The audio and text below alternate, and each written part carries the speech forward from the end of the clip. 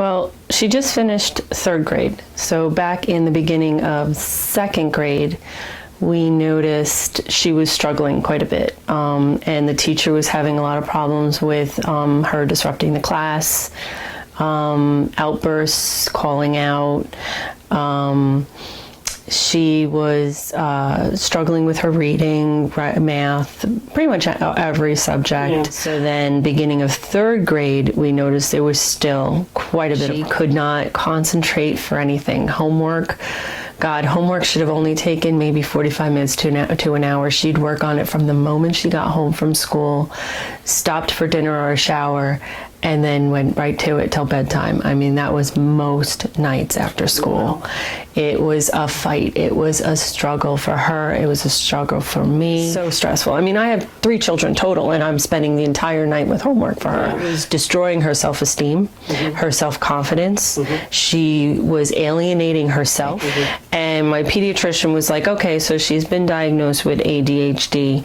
Here's a list of medications that are ADHD medications.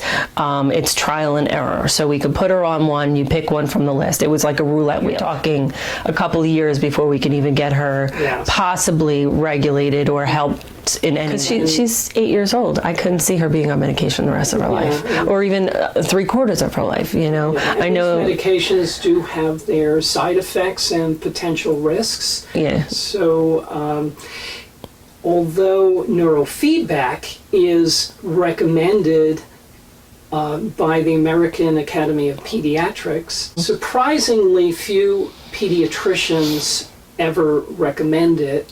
My pediatrician didn't know anything about it. What I started doing was I started researching like medication-free alternatives to treating ADHD on the internet. I started doing more research, and I think I come across an advertisement for your free workshop. And so from that point, you decided to move forward with the neurofeedback program. She loves coming. She yells at me if we haven't been here in a couple of days. And she's a lot of fun. After, I don't know, about not even 8 weeks, I did some retesting, and I noticed some major improvements. The computer test for brain maps improved.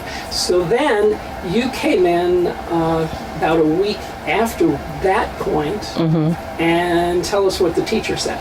So, like I said, I didn't tell the teacher what I was doing. I just said I was trying something alternative. And the teacher she has, believe it or not, has a daughter, she's in her 20s, has ADHD. So she's seen in her own home what it is like with a child who was struggling. Back to her end of May, I think it was.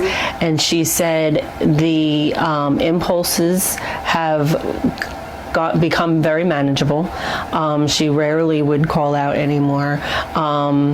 She saw more interaction with in her group activities. Her testing, quarter benchmark test for math was 55. She had just gotten the results of her third quarter benchmark test, and it was a 96. Incredible improvement. Yes. And her reading level, which was the worst part, because when she entered third grade, her reading level was at a beginning of first grade level. By May, she had gotten into third grade level. By the time she finished third grade, she was at end of third grade level, right where she was supposed to be. I saw her final writing material at the end of the school year by her teacher. There was maybe 2% spelling mistakes. Her handwriting was neat. You can read and understand everything that she's amazing, the difference.